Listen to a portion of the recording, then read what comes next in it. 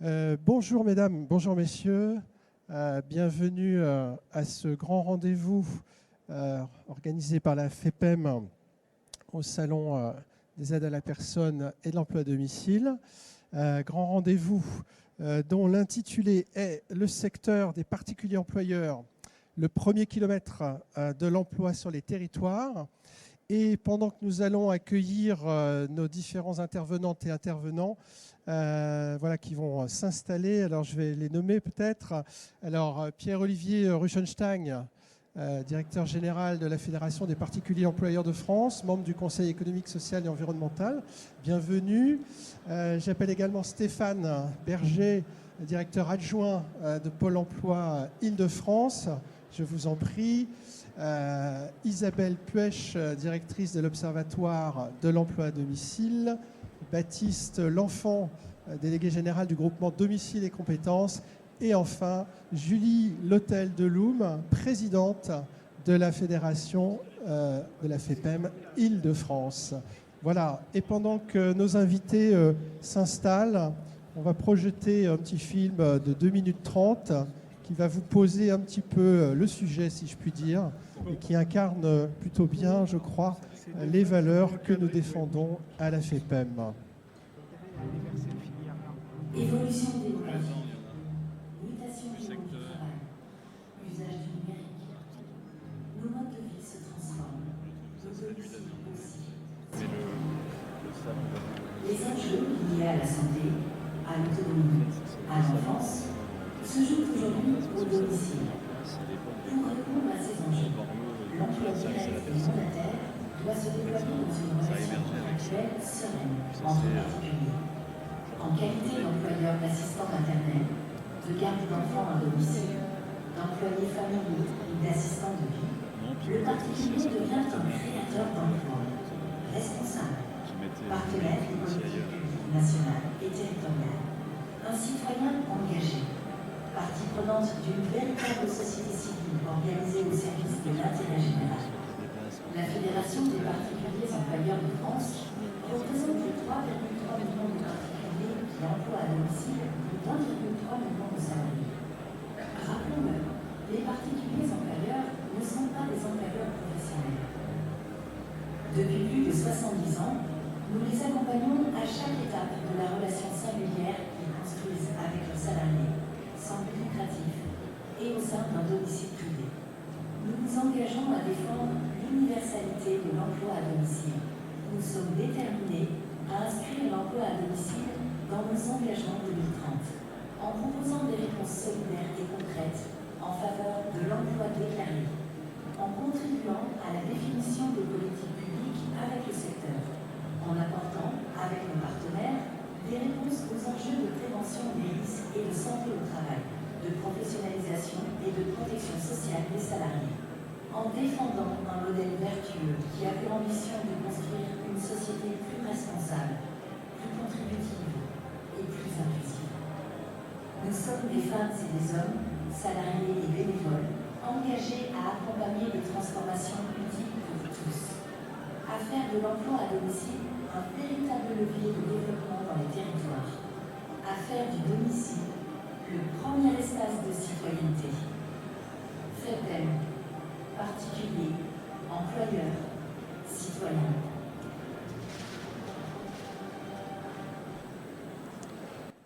Voilà, mesdames et messieurs, rebonjour à celles et ceux qui nous ont rejoints entre-temps. Bienvenue à ce grand rendez-vous organisé par la FEPEM avec nos invités que je vais peut-être renommer. Alors, mesdames, Julie Lotel-Deloum, vous présidez la délégation territoriale Île-de-France de la FEPEM. Vous êtes également, on aura l'occasion d'y revenir, porte-parole nationale de la FEPEM sur la petite enfance. Bienvenue. Isabelle Puech, vous êtes directrice de l'Observatoire de l'emploi à domicile. Bienvenue également. Vous aurez notamment l'occasion de nous donner un petit peu des chiffres pour mieux situer un petit peu les choses. Baptiste L'Enfant, vous êtes le délégué général du groupement Domicile et Compétences. Vous intervenez notamment dans tout le domaine de la professionnalisation du secteur, donc on aura l'occasion aussi d'y revenir. Pierre-Olivier Ruchenstein, alors vous avez 2 casquettes. Vous êtes à la fois directeur général exécutif de la FEPEM, mais vous siégez aussi également, au titre de la FEPEM, d'ailleurs au sein du groupe des employeurs, au sein du Conseil économique, social et environnemental, donc la 3e Assemblée de la République, Conseil consultatif. Et enfin, Monsieur Berger, bienvenue. Il nous fait le plaisir et l'honneur de venir. Vous êtes directeur adjoint de Pôle emploi Île-de-France. Alors, vous avez un gros stand aussi là-bas, à l'entrée, qui est un peu le pendant d'ailleurs du village de l'emploi à domicile, organisé notamment par les équipes du GIE Particulier Emploi, que je salue.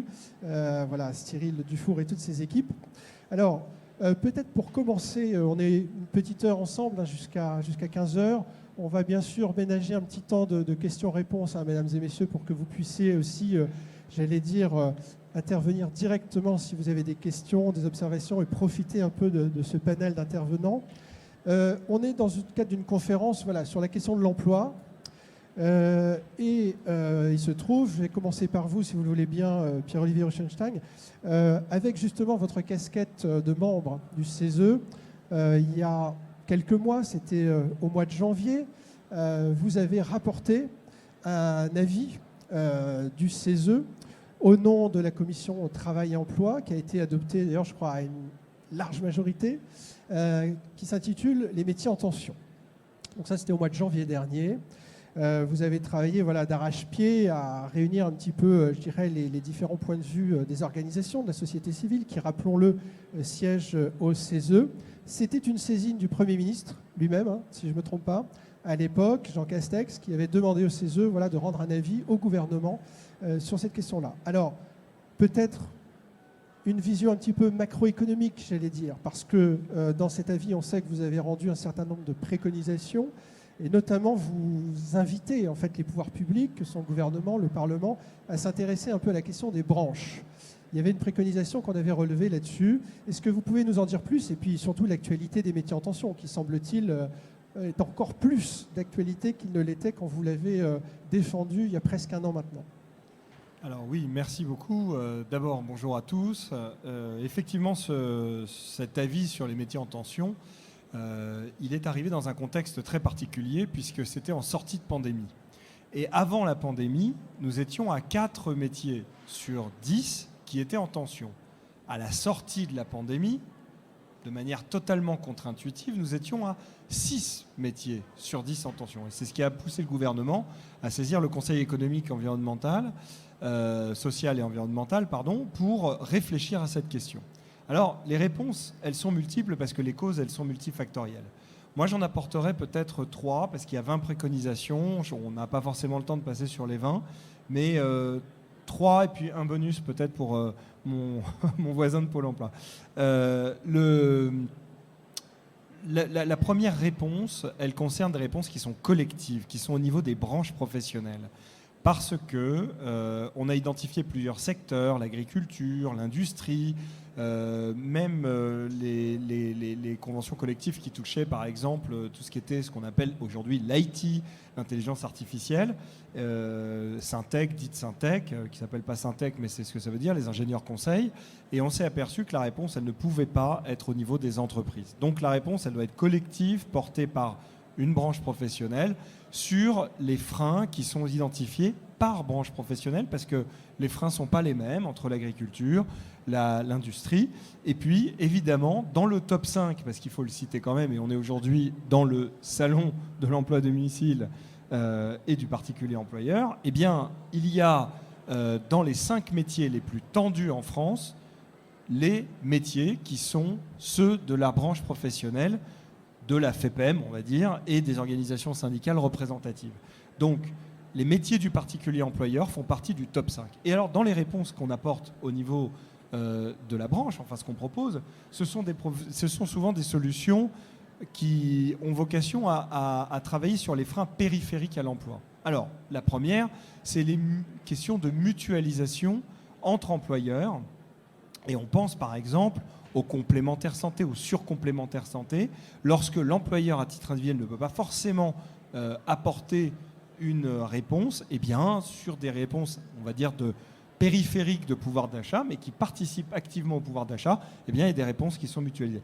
Il y a aussi des réponses qui peuvent être les paniers repas, les tickets restaurants, ou encore, puisqu'on est toujours au même salon aujourd'hui, des réponses qui pourraient être, par exemple, des participations au niveau des branches, dans la capacité pour, en particulier les femmes, mais de manière générale les familles, à avoir des subventions sur leur chèque emploi universel, le fameux CESUPAGE, et ça se fait parfois au niveau des comités d'entreprise.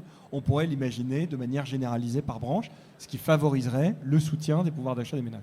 Ça, c'est la première grande réponse. Une deuxième grande réponse, qui concerne aussi l'activité de l'emploi à domicile et de l'activité directe, c'est la conciliation des temps de vie. Il faut savoir qu'en France, une femme, grosso modo sur 5, s'arrête totalement ou partiellement de travailler dès lors qu'elle a son premier enfant.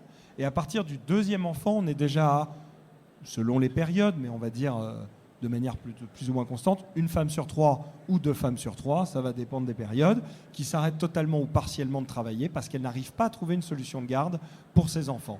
Donc, ce que nous préconisons, c'est que l'accueil du jeune enfant soit harmonisé dans le reste à charge, c'est-à-dire que les familles qui doivent faire garder leur enfant, qu'ils les fassent garder en crèche ou auprès d'une assistante maternelle, ils aient un reste à charge qui soit le même. Et puis enfin, la dernière grande préconisation, qui concerne aussi un point extrêmement important que la FEPEM et les partenaires sociaux de la branche mènent, c'est effectivement le rôle que doivent jouer les employeurs dans l'intégration de l'immigration, une immigration qui est inclusive et responsable, avec le rôle extrêmement important de la langue française, sur lequel il faut absolument agir, puisque on sait que la langue française, c'est un point d'employabilité, c'est un levier d'employabilité pour les salariés, et les employeurs ont un rôle extrêmement important à jouer pour donner des atouts dans cette langue. La FEPEM va plus loin, j'en profite, puisque nous, on a décidé de se doter d'un lab migration, on en reparlera tout à l'heure, mais oui, qui va dans cette...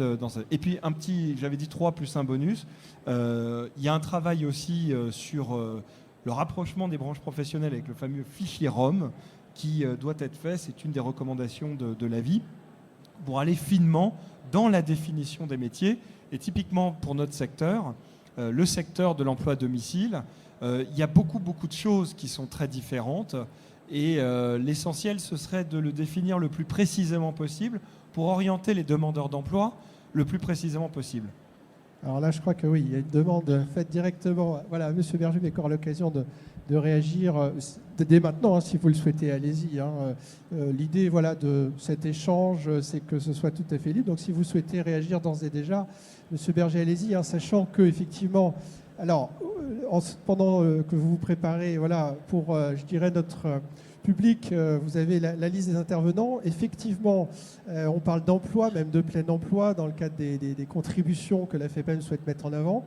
Malheureusement, le ministre du Travail, du plein emploi et de l'insertion, M. Dussopt, n'a pas pu être des nôtres. Et je dois excuser également Olivier Richoux, qui avec petite contrainte horaire, qui va arriver là sur Paris, je pense au moment même où nous échangeons, mais qui sera sur le SAPED cet après-midi. Voilà, donc on les excuse. Alors, je vous laisse peut-être la parole si vous souhaitiez réagir, Monsieur Berger, effectivement, à ces premiers éléments indiqués par Pierre-Olivier Rauschenstein. Oui, merci et bonjour à toutes et à tous. Oui, l'approche que vous évoquez sur le fameux ROM, les métiers, c'est finalement le moyen à Pôle emploi de repérer finalement les candidats qui peuvent aller vers les métiers. Et c'est assez essentiel et structurant dans le parcours d'accompagnement que nous posons auprès de chaque demandeur d'emploi. Et nous avons un enjeu en 2023, c'est peut-être de poser même le sujet au-delà du métier lui-même et de travailler sur l'approche des compétences. Et c'est là-dessus que nous voulons travailler aussi avec la Fédération des employeurs sur le service à la personne, parce que là aussi, quand on parle du service à la personne et des métiers qu'il y a derrière, eh bien effectivement, on peut avoir une pluralité d'entreprises, une pluralité d'employeurs. Or, nous devons garantir les uns et les autres au sein de Pôle emploi d'apporter le bon candidat, motivé, certes, mais le bon candidat aux employeurs. Et cette approche que vous êtes en train d'évoquer est pour nous assez structurante et essentielle des évolutions que nous voulons porter dans l'offre de services de Pôle emploi. Merci infiniment. Alors peut-être, avant qu'on rentre un petit peu plus précisément dans le sujet, moi ce que j'aurais souhaité, c'est qu'on profite quand même de la présence de la directrice de l'Observatoire de l'emploi à domicile, Isabelle Puech. Donc merci d'être avec nous.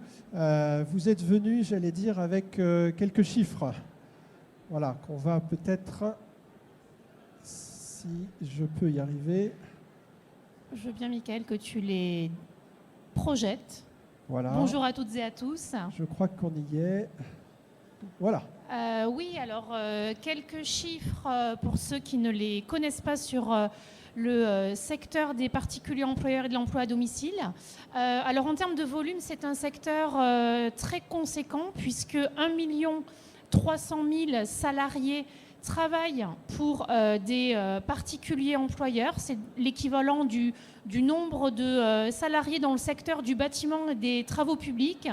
C'est 2 fois plus que le nombre de salariés dans le secteur de la banque et des assurances. Donc c'est beaucoup de personnes qui travaillent pour 3 300 000 particuliers employeurs qui versent tous les ans en salaire net plus de 8 milliards d'euros, donc de salaire, en rémunération de 1,4 milliard d'heures rémunérées.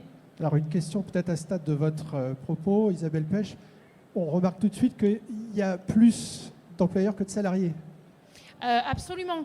On a énormément d'employeurs qui emploient donc des salariés qui, eux, ont généralement plusieurs particuliers employeurs. C'est l'une des spécificités de ce secteur, des salariés qui ont en moyenne 2 employeurs. Ça peut être plus sur certaines catégories d'emploi. Des salariés qui sont amenés à exercer 3 grandes catégories de métiers.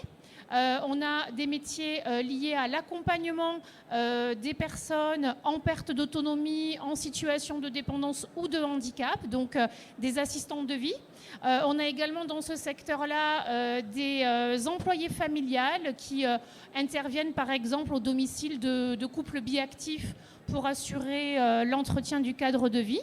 Et puis, une grande partie de ce secteur est représentée, une grande partie de ces métiers sont occupés par des assistantes maternelles ou des gardes d'enfants à domicile qui interviennent donc auprès de parents employeurs. Et on le voit sur cette carte, on est ici sur un secteur qui est marqué par un très fort ancrage territorial. Sur tous les territoires, on retrouve des salariés, des particuliers employeurs. On a d'ailleurs une autre carte ensuite qui le montre très bien autour des 3 grandes catégories de métiers. Si tu peux la diffuser. Et c'est vrai que l'une des spécificités de ce secteur, c'est qu'il représente des emplois non délocalisables, non télétravaillables, qui répondent à des emplois, des besoins, je dirais, de proximité. Donc ce fort ancrage territorial, il est intéressant à observer parce qu'il va un petit peu à contre-courant de ce que l'on observe sur le marché du travail et sur les territoires dans leur ensemble, où on voit depuis quelques années les emplois se concentrer dans un nombre de plus en plus restreint de territoires, notamment dans des grandes métropoles. Ce n'est pas le cas du secteur dont on parle aujourd'hui. On a vraiment, je le disais, un très fort ancrage territorial de ce secteur et de ces emplois-là. Alors merci de ces précisions, Isabelle. Vous nous dites quelque chose de très important que j'ai noté, ces emplois non délocalisables. Au fond, dans le secteur, comme dit souvent Marie-Béatrice Levaux, la présidente de la FEPEM, on peut trouver du travail sans déménager. Absolument, puisque dans chaque village de France, des personnes à domicile ont besoin d'un accompagnement, je le disais, que ce soit des parents employeurs ou des personnes en perte d'autonomie ou pas. Donc c'est très important parce qu'effectivement ici le public du SAPED, on a des particuliers employeurs bien sûr qui viennent se renseigner sur leurs droits, leurs devoirs, mais des salariés aussi, ou futurs salariés en tout cas, qui viennent se renseigner sur les carrières, sur les formations, et puis bien entendu des professionnels qui sont là nombreux. Au fond, finalement, ce secteur, c'est les premiers emplois de sobriété finalement. Oui, tout à fait. Je le disais tout à l'heure, des emplois dans chaque village de France, des emplois qui reposent sur l'intervention au domicile de particuliers employeurs, de plusieurs particuliers employeurs parfois, donc plusieurs déplacements dans la journée, mais au final des problématiques de mobilité qui ne sont pas si différentes de ce que l'on observe au niveau de l'ensemble des actifs en emploi, puisque en moyenne, la distance parcourue par les salariés des particuliers employeurs pour se rendre donc sur leur lieu de travail, lieu au pluriel, c'est environ 37 km par jour, ce qui correspond à la moyenne des actifs en emploi. La durée moyenne, elle est d'à peu près 1 heure. Là aussi, on est un tout petit peu au-dessus de ce que l'on observe au niveau de l'ensemble des actifs en emploi. Et puis en termes de mode de transport le plus utilisé, on est sur 71% des salariés qui utilisent leur voiture. Alors évidemment, on observe de grandes disparités selon que ces emplois se trouvent en milieu rural, urbain, grande métropole ou pas. Donc je n'ai pas vraiment le temps de rentrer dans les détails, mais c'est vrai que ce sujet de la mobilité, il est important parce que c'est vraiment une condition absolument fondamentale d'accès aux emplois. Donc c'est intéressant aussi de regarder ce que cela signifie pour les salariés aussi que de travailler dans ce secteur-là. Alors maintenant, on présente un petit peu la différence, la manière dont les emplois se répartissent par type de territoire. Hein. Voilà, c'est ça. Donc là, ça rejoint ce que je disais tout à l'heure sur une présence des salariés de ce secteur-là sur l'ensemble des territoires. Alors, puisqu'on parle, je vois qu'il y a notamment un chiffre sur l'agglomération parisienne. Est-ce que la présidente de la FEPEM Île-de-France peut-être veut réagir un peu à ces chiffres aussi par rapport à la région qui est la vôtre, Julie L'Hôtel de l'Aube? Oui, merci. Alors c'est vrai que notre région est une région qui est éminemment préoccupée et en tout cas qui est intéressée par tous les sujets qui touchent les particuliers employeurs et les salariés des particuliers employeurs, puisque tout comme toutes les régions, mais c'est vrai que nous sommes une région très dynamique sur ce secteur. Alors, il ne faut surtout pas croire que les métiers des salariés des particuliers employeurs ou des particuliers employeurs seraient des métiers en déclin. C'est un secteur extrêmement dynamique. Alors, je crois que les derniers chiffres de la cause sont sortis. On est à une augmentation de la masse salariale nette de 4,5% à peu près. Et sur notre seule région de l'Île-de-France, on est à 9,7%. Donc, je crois qu'on est la deuxième région la plus dynamique dans ce secteur. Et c'est vrai que lorsque Pierre-Olivier Rutschenstein disait tout à l'heure que notre secteur est un secteur en tension, oui, et on le rencontre évidemment sur la région Île-de-France. Alors, nous, en Île-de-France, on est 632 000 particuliers employeurs pour 235 000 salariés particuliers employeurs. Donc, vous avez toujours cette particularité qu'il y a plus d'employeurs que de salariés. Alors, sauf sur la Seine-Saint-Denis, où là, c'est l'inverse. Il y a plus de salariés en Seine-Saint-Denis que de particuliers employeurs. Toujours est-il que c'est un secteur effectivement en forte tension. Alors en forte tension sur tous les métiers, mais peut-être plus encore sur les métiers qui touchent à la petite enfance, puisque en région Île-de-France, on a un tiers des particuliers employeurs qui sont des parents employeurs. Donc c'est vrai qu'on a cette forte prédominance sur notre territoire. Mais après, ça se regroupe sur tous les métiers que regroupe notre secteur. Et alors, on parlait de forte tension, mais j'irai même plus loin, puisqu'en fait, on va être rapidement confronté à une pénurie, puisque effectivement, les chiffres ont été donnés. Ce sont 800 000 postes auxquels il va falloir pourvoir d'ici 2030. Donc tout ça est lié à plusieurs conjonctures. À l'échelle nationale. À l'échelle nationale, effectivement. Voilà. Alors, sur notre région à nous, on serait, sur les derniers chiffres, à 150 000 postes à pourvoir d'ici 2030. Donc, c'est demain. Voilà, donc on lance un appel, mesdames et messieurs. Je salue aussi Alain Bossetti et Marie-Pierre Doré, qui sont glissés discrètement dans l'assistance. Donc je vous salue. Donc un appel lancé effectivement avec autant de postes à pourvoir, c'est quand même considérable. Je ne suis pas sûr qu'on connaisse nécessairement une entreprise qui demain dise, à l'échelle nationale, j'ai quelques 800 000 emplois, vous disiez, dans le pays à recruter. Alors je voudrais peut-être qu'on termine sur les chiffres avec Isabelle Puech, directrice de l'Observatoire de l'emploi à domicile. Oui, peut-être pour continuer un petit peu je dirais à scanner un petit peu le secteur.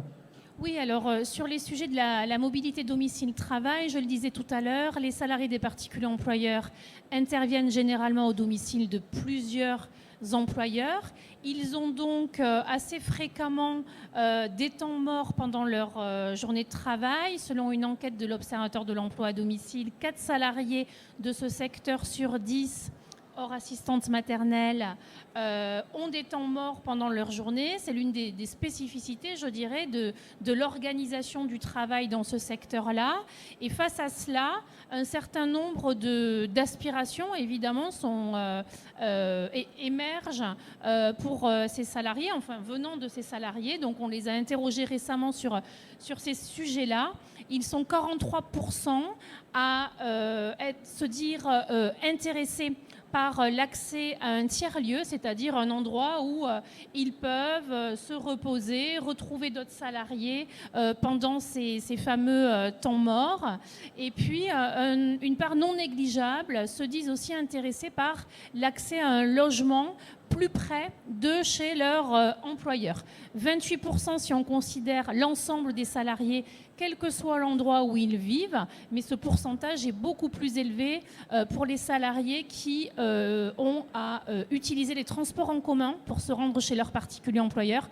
Là, on a 46% des salariés, donc presque 1 sur 2, qui se disent intéressés par l'accès à un logement qui serait plus proche de leur employeur. Et c'est vrai que on voit là un certain nombre de leviers apparaître qui permettraient de faciliter le rapprochement entre l'offre et la demande d'emploi, puisque comme cela a été dit, un certain nombre de tensions existent sur ces métiers qui sont notamment liées au fait que l'offre et la demande d'emploi à domicile ne se trouvent pas toujours au même endroit. Alors ça c'est majeur, d'autant que je vous entends parler de logement. Le gouvernement vient de lancer, je crois que c'était hier, un nouveau Conseil national de la refondation thématique justement sur le logement. On a beaucoup de CNR là qui commencent à éclore. Vendredi matin, ce sera les assises du travail, lancées par Olivier Dussopt. Marie-Béatrice Levaux, la présidente de la FEPEM, y sera d'ailleurs, donc ça préfigure un CNR travail. Donc on voit bien que là, le secteur est au cœur en fait, de toutes les problématiques des politiques publiques qui irriguent en fait, je dirais le pays. Alors peut-être pour en terminer avec les présentations, Isabelle Puech. Donc effectivement, là c'est on revient en fait un petit peu sur la question des déplacements et la perception qu'il y en est. Oui, sur la perception de ces déplacements, elle est plutôt bonne, je dirais, malgré le fait que les salariés doivent parfois faire plusieurs déplacements par jour. 89% se disent satisfaits de leur mode de transport. 85% estiment que ces déplacements sont acceptables au regard de leur autonomie, donc de l'autonomie dont ils disposent dans leur travail. Ça, c'est un élément très important qui ressort très souvent des enquêtes que l'on mène auprès des salariés de ce secteur. Ce sont des salariés qui apprécient énormément le fait de pouvoir s'organiser, organiser leur emploi du temps, leurs interventions au domicile des particuliers employeurs avec une grande autonomie, plus d'autonomie que ce que l'on peut observer dans le monde, je dirais, classique de l'entreprise avec un supérieur hiérarchique sur son dos ou pas sur son dos, mais vous voyez, on est vraiment dans une configuration très différente. C'est vrai que l'autonomie professionnelle est un élément fort de valorisation du rapport au travail pour les salariés du secteur. Après, on n'est pas non plus au pays des bisounours, si je puis dire, puisque évidemment, il y a quand même des problématiques liées à la mobilité de domicile-travail, notamment dans l'agglomération parisienne. Et on en parlait tout à l'heure, tous les salariés sont confrontés à ces contraintes en Île-de-France. Et donc, sans surprise, on a une partie des salariés qui ont déclaré dans cette enquête que les déplacements professionnels pouvaient affecter leur bien-être quotidien. Et ce sont majoritairement des salariés de l'agglomération parisienne qui sont dans ce cas de figure-là. Alors merci Isabelle Puech. Là, on a, je dirais, un chiffre assez impressionnant à l'écran. C'est ce qu'on disait tout à l'heure, Julie, l'hôtel de l'Aube.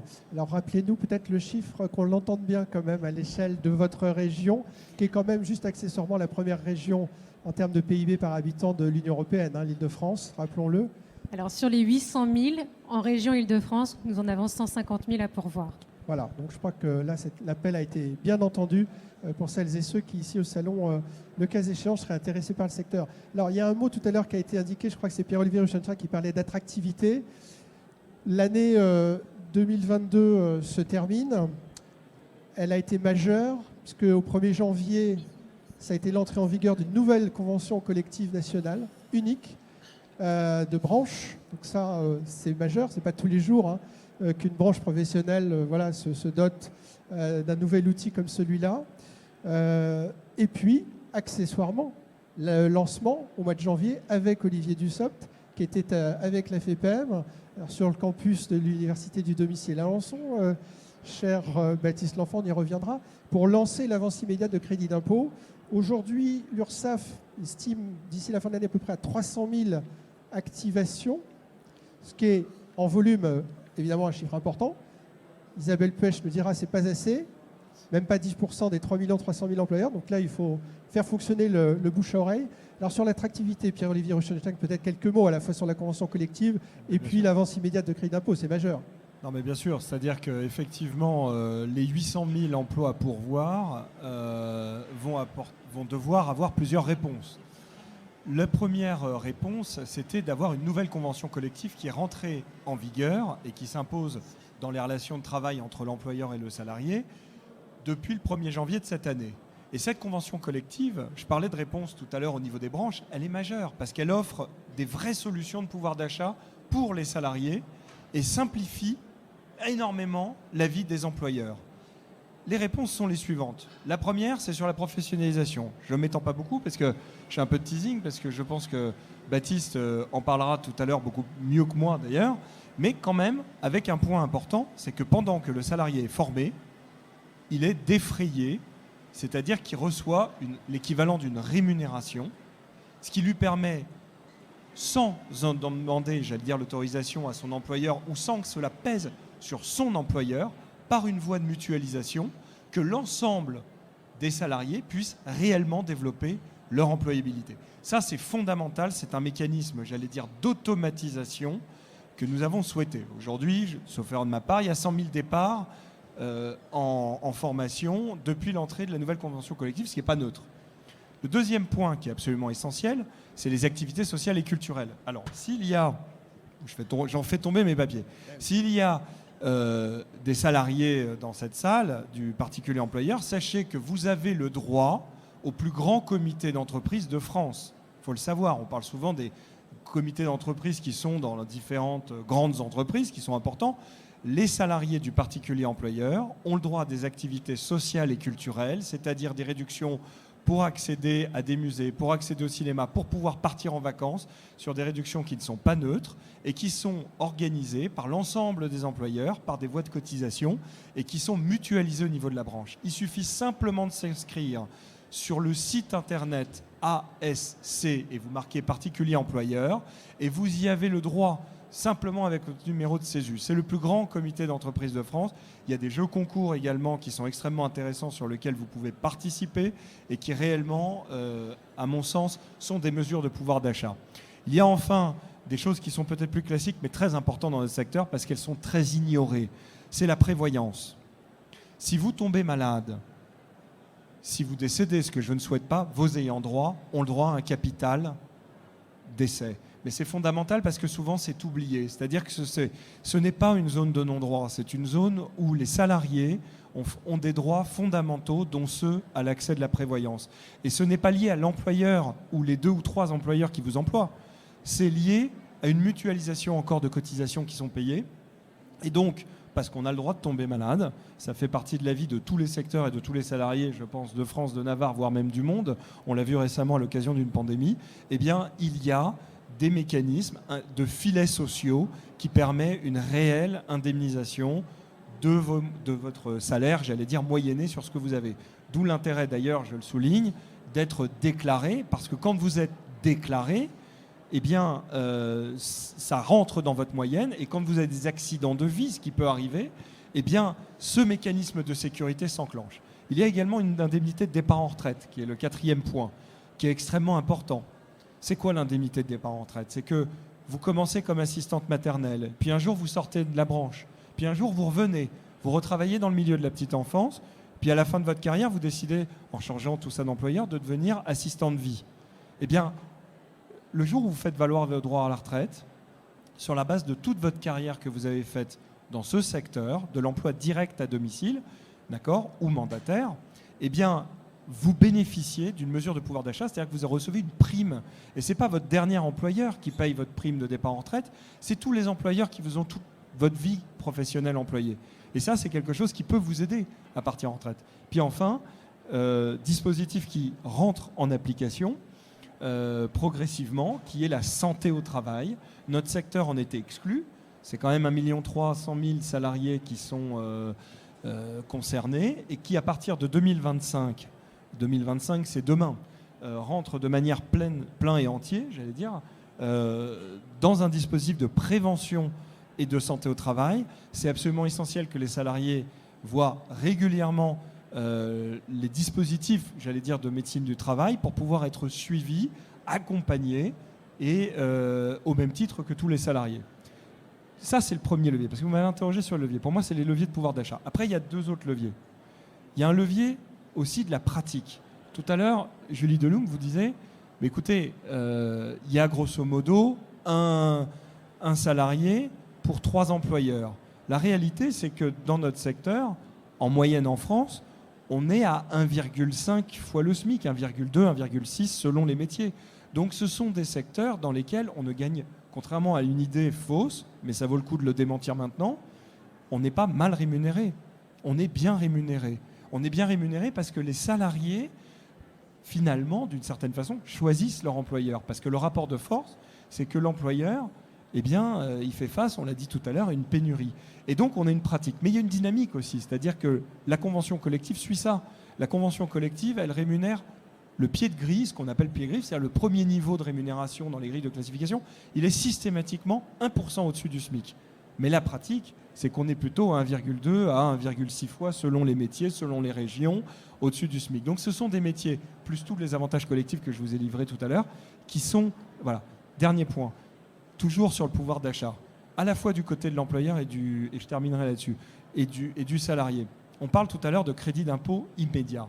C'est absolument essentiel, c'est-à-dire que la puissance publique a compris que c'était un levier d'emploi et que c'était un levier de pouvoir d'achat et puis que c'était un levier au passage pour réduire les métiers en tension, puisque le secteur de l'emploi à domicile participe à, j'allais dire, aussi la conciliation des temps de vie pour les autres personnes qui travaillent dans d'autres secteurs.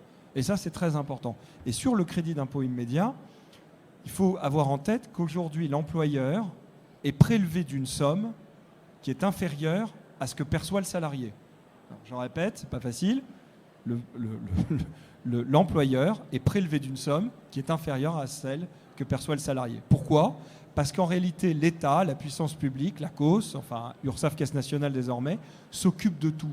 C'est-à-dire que la puissance publique prélève directement sur le compte de l'employeur et verse directement à la fin du mois, pour l'ensemble des employeurs d'ailleurs, aux salariés son salaire. C'est-à-dire qu'il y a une sorte de mensualisation et qui devient nette. Et pour l'employeur, c'est fondamental, puisque au lieu d'avoir une ancienne version de crédit d'impôt immédiat sur lequel il se faisait rembourser à terme, c'est-à-dire en réalité l'année suivante, sur la base de ce qu'il avait déclaré, en réalité ça se fait au mois le mois, et ça encourage d'une part l'emploi déclaré. Je rappelle que pas d'emploi déclaré, pas tous les avantages dont j'ai parlé en matière de pouvoir d'achat et de sécurisation des salariés, mais aussi ça sécurise l'employeur, puisque l'employeur se rend compte de l'avantage du crédit d'impôt, puisqu'il paye en réalité moins que ce qui facialement semble décaisser. C'est très important. Donc bravo à la puissance publique, bravo, moi je le dis, je alors pense l'URSSAF, que voilà. le stand URSSAF Caisse nationale qui est pas loin avec le centre, voilà, ils nous ont entendus. Effectivement, CESU, Page Emploi, ils sont pas loin. On les salue. D'ailleurs, vous intervenez l'année dernière au CEPED avec Engali Amgar, le directeur de l'URSSAF Caisse nationale. Donc voilà, on leur passe aussi voilà, nos salutations. Alors, monsieur le directeur de Pôle emploi Île-de-France, cher monsieur Berger, là, ça vous fait pas rêver un petit peu là, ces chiffres-là, parce que les tendances sont bonnes actuellement au niveau macroéconomique, le chômage baisse, voilà, ça se stabilise. On est à quoi, 2 300 000 chômeurs, c'est ça en France. Ouais. Mais la tendance est plutôt bonne. Alors, quelle est votre réaction, vous, quand vous voyez ça ? Plusieurs réactions, et puis je vais très vite me centrer sur l'Île-de-France. Effectivement, on a un taux de chômage qui est plutôt stable maintenant, trimestre après trimestre. On a des oscillations de 0,1 point, mais nous voyons effectivement qu'on a une stabilité de la situation du chômage en France qui pose le sujet de l'activité salariée qui, lui, continue à se développer. Nous avons eu effectivement, pendant la période de Covid, aussi des efforts très importants qui ont été réalisés par la puissance publique. N'oublions pas tout le dispositif des aides qui a été mis à disposition des individus, mais aussi des entreprises, pour préserver l'activité économique dans cette période assez complexe pour chacun d'entre nous. Pour autant, nous posons là aussi une trajectoire à 2030 assez ambitieuse, mais même l'année 2022 génère finalement des besoins. Si je regarde effectivement les offres déposées à Pôle emploi en Ile-de-France, c'est 22 000 offres qui ont été déposées à destination des métiers que vous êtes en train d'évoquer. Si nous regardons aussi les intentions d'embauche qui ont été produites après questionnement des salariés employeurs et des entreprises, c'est un peu plus de 30 000 recrutements qui sont recherchés chaque année, et ça s'est aussi confirmé en 2022. Donc nous voyons qu'on a un enjeu de long terme, mais on a aussi un enjeu immédiat. Et ça, je pense qu'on a un rôle à jouer, nous, Pôle emploi. Et du coup, sur l'attractivité que vous évoquez, je mettrais bien derrière attractivité, il y a aussi la dimension d'acculturation. Et pour moi, elle est essentielle parce qu'une structure intermédiaire, comme nous sommes à Pôle emploi, et on ne peut pas vous avoir dans chacune de nos agences, c'est de porter finalement ce que les efforts ont été réalisés, d'une part, et puis, bien sûr, mieux accompagner chacun des demandeurs d'emploi par rapport aux métiers qui sont aujourd'hui en tension, et leur permettre de sauter le pas pour se rendre dans ces activités auxquelles ils n'auraient pas pensé.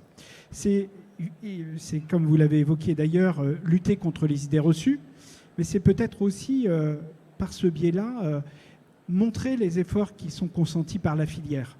Et je pense que nos conseillers de Pôle emploi ont un rôle à jouer là-dedans, parce qu'un conseiller de Pôle emploi mieux informé, c'est un demandeur d'emploi qui est mieux orienté et qui va partir sur une sécurisation de son parcours. Et pour moi, c'est assez essentiel. Je vais juste rajouter un point. Et je pense que là aussi, on a des leviers collectifs à mettre en œuvre. C'est la dimension de la sécurisation financière que vous avez évoquée. Beaucoup d'éléments sont portés par la filière, mais là aussi, on a des outils qu'on a mis à disposition qui permettent à un demandeur d'emploi qui souhaite s'engager dans cette filière-là de mesurer les conséquences de la reprise de son activité salariée sur les prestations sociales. C'est important parce que c'est un élément essentiel, et parfois existentiel même d'ailleurs, du retour à l'emploi. Ça s'appelle Estime, c'est disponible dans chaque espace de demandeur d'emploi, dans son espace personnel, et ça lui permet d'anticiper finalement les conséquences d'une reprise d'activité. Alors merci de votre intervention, Monsieur Berger. Je pense que vos propos font immédiatement écho, puisque là on est à Pôle emploi Île-de-France. Je passe donc, si je puis dire, le relais à Julie. Vous présidez donc, comme je disais tout à l'heure, la fédération Île-de-France de la FEPEM. Donc j'allais dire, sans trahir peut-être de secret, je crois qu'il y a même une convention qui se trame entre la délégation territoriale que vous présidez et Pôle emploi Île-de-France. Mais à ce stade, on n'en dit pas plus, ou peut-être un peu plus? On n'en dit pas plus, mais en fait quand même un peu si, puisque nous avons les petites mains qui œuvrent sur cette convention, qui sont ici présents et que je remercie fortement.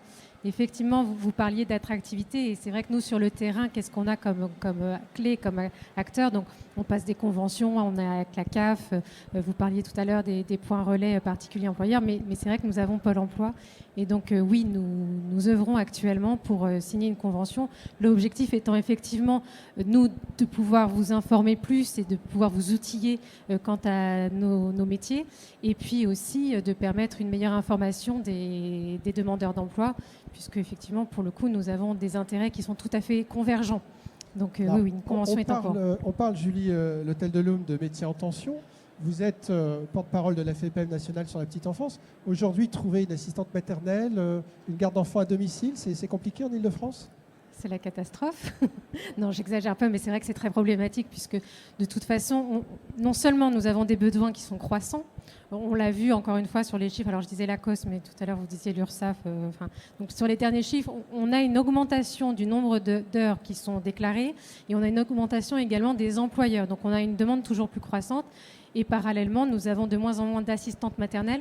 On est dans un secteur d'activité où nos salariés sont relativement âgés. Donc vous conjuguez le besoin toujours croissant avec, à terme d'ici 2030, on pense que 50%, notamment des assistantes maternelles, ce qui est le premier mode de garde hors famille, donc 50% des assistantes maternelles vont partir à la retraite. Donc oui, c'est déjà compliqué aujourd'hui, ça le sera encore plus tard. Merci infiniment de ces précisions. Alors je voudrais qu'on donne la parole maintenant à Baptiste L'Enfant, qui est resté encore discret jusqu'à présent. Mais finalement, tout nous mène jusqu'à vous, parce que depuis une trentaine d'années maintenant, le secteur des particuliers employeurs et de l'emploi à domicile s'est structuré, mis en valeur, voilà, les métiers, les formations. Donc ça, c'est vraiment votre domaine, puisque je rappelle que vous êtes délégué général du groupement Domicile et Compétences. Est-ce qu'on peut parler aujourd'hui d'une politique de professionnalisation? Est-ce que vous pouvez nous expliquer un petit peu ça?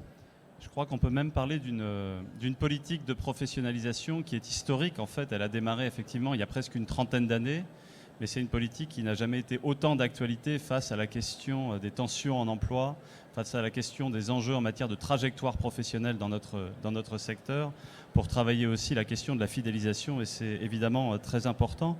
Je me permets aussi de dire que sur ce sujet très historique, on doit cette politique de professionnalisation au dynamisme du dialogue social, parce que tout à l'heure, Isabelle en a parlé, on est en système de pyramide inversée, et sans la partie conventionnelle, il n'aurait été pas possible de rentrer dans les dispositifs de droit commun pour ce secteur. Donc ça, c'est véritablement un élément qui est majeur. L'autre élément et le fondement de cette politique de professionnalisation, je n'ai pas réagi tout à l'heure, j'ai été relativement sage, mais ça m'a démangé, parce que cette politique, elle est appuyée historiquement sur la compétence, et non pas sur la question, ou sur les sujets de connaissance. C'est-à-dire la compétence, c'est directement les savoir-faire. Et cette compétence, l'objectif, c'était de pouvoir l'identifier et la valoriser, et ça a donné lieu à des certifications que la branche professionnelle, les branches à l'époque, ont créées pour les 4 grands métiers de notre secteur, du moins les métiers principaux dont on a déjà très largement parlé. Et qui sont inscrits au répertoire. Et qui sont effectivement reconnus par l'État à travers différentes instances qui ont évolué au cours de ces 30 années. Voilà. Donc on les a suivis. Mais c'est ça qui est important, c'est que c'est à la fois porté par la branche et c'est aussi reconnu comme étant un premier niveau de qualification.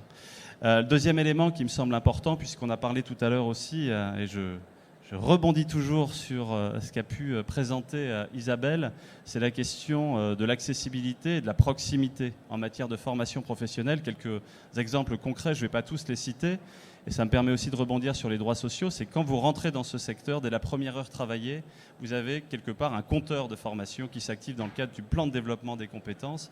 C'est 58 heures aujourd'hui tous les ans, mais ça permet déjà d'entrer dans une démarche de parcours de professionnalisation. Le deuxième élément, c'est qu'en matière de proximité, on a travaillé avec un réseau d'organismes de formation sur les territoires. Je salue notamment la présence d'Éric Toilier qui représente le CREFO qui assiste, et je le remercie d'assister à cette conférence, qui donc fait partie de ces organismes de formation, pour vous dire aussi qu'en matière de formation professionnelle, les salariés font une quinzaine de kilomètres entre leur lieu d'habitation et le lieu de formation. Autre élément important dans l'accessibilité, c'est la formation à distance. Et là aussi, la formation à distance, on en parle beaucoup plus aujourd'hui, parce que d'abord, en termes de volume, elle est plus importante. Mais dès le début des années 2000, cette question-là a été évoquée pour permettre aussi de rendre accessible à des personnes qui ne pouvaient pas se déplacer. Et puis, un dernier élément qui me semble important sur cette question d'accessibilité, c'est qu'en matière de jury de certification, le jury se déplace, il est mobile. Il se déplace sur le lieu de la formation, et donc ce qui permet d'éviter aux salariés de devoir se déplacer au niveau de la France. Autre élément qui me semble extrêmement important dans cette politique de professionnalisation, et ce qui en fait un peu ses fondements, c'est la question des compétences langagières. C'est un sujet sur lequel on va peut-être revenir avec le LAM Migration, mais c'est pareil, cette question de l'apprentissage de la langue en situation professionnelle, donc de pouvoir apprendre la langue par rapport à un vocabulaire utilisé en situation de travail, c'est un sujet qui a été travaillé il y a plusieurs années maintenant et qui effectivement aujourd'hui rencontre très largement son public. Une personne sur 4 qui part en formation est une personne qui est née à l'étranger. Et donc la question de la langue est évidemment majeure, que ce soit en formation, évidemment, mais surtout dans l'exercice de son métier. Alors merci infiniment, Baptiste L'Enfant, parce que vous me faites la transition. Justement, je voulais qu'on revienne sur cette question-là, et peut-être à l'échelle notamment de l'Île-de-France, chère Julie Letel-Deloum, parce que effectivement, ce fameux lab Migration pour l'emploi à domicile, qui a été lancé cette année par la FEPEM avec un projet pilote installé à Marseille. L'idée peut-être serait que cette expérimentation se déplace peut-être sur votre territoire. Tout à fait. Alors effectivement, en juillet dernier, lors de notre congrès, nous avons eu l'honneur d'apprendre que nous devions relever le challenge à la suite donc, de l'expérimentation qui est actuellement en cours sur Marseille. Donc, c'est assez récent, mais pour le moins, mais tout très actif, puisqu'il y avait eu une annonce du projet qui avait été faite, je crois, en juillet 2021. Et dès mars 2022, le projet a été lancé, notamment par Ophélie Le Rouge, qui est ici présente. Et donc, oui, il nous a été fait l'honneur d'être sélectionnés.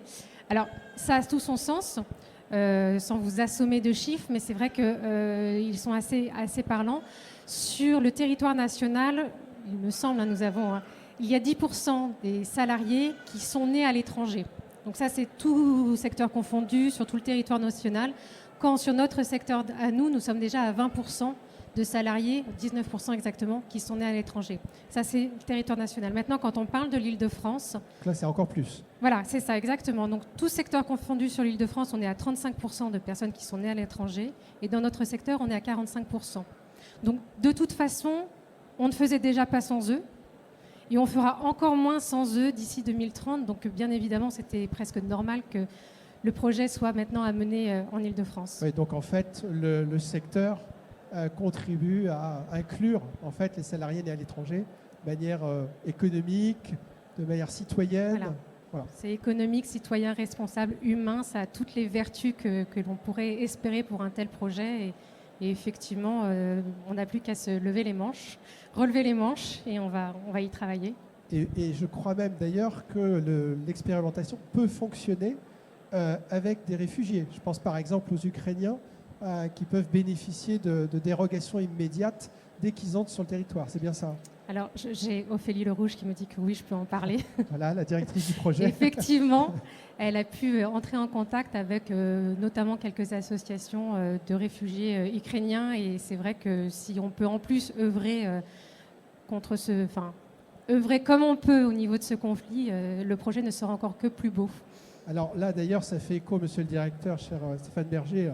J'allais dire, voilà, Pôle emploi Île-de-France, la FEPEM Île-de-France, l'inclusion des salariés nés à l'étranger, c'est majeur, les chiffres que donnait Julie Letel-Deloum à l'instant. Donc là, je dirais, pour travailler ensemble, je dirais que là, vous avez presque une autoroute, là. Oui, on a une autoroute sans péage en plus, donc c'est plutôt pas mal parce qu'on a des enjeux communs et on a une véritable envie de répondre finalement à cet objectif de développement des emplois à pourvoir. Moi, je tiens aussi, dans le cadre de l'inclusion, de poser le fait que parfois, il faut peut-être démystifier ou avoir une réalité finalement plus concrète des métiers que nous avons apportés au travers de la filière du service à la personne, parce que là aussi, nous avons d'autres publics.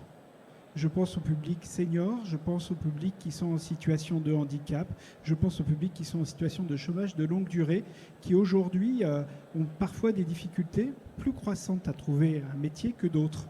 Et j'ai pu, tout à l'heure sur le stand de la FEPEM, faire un escape game.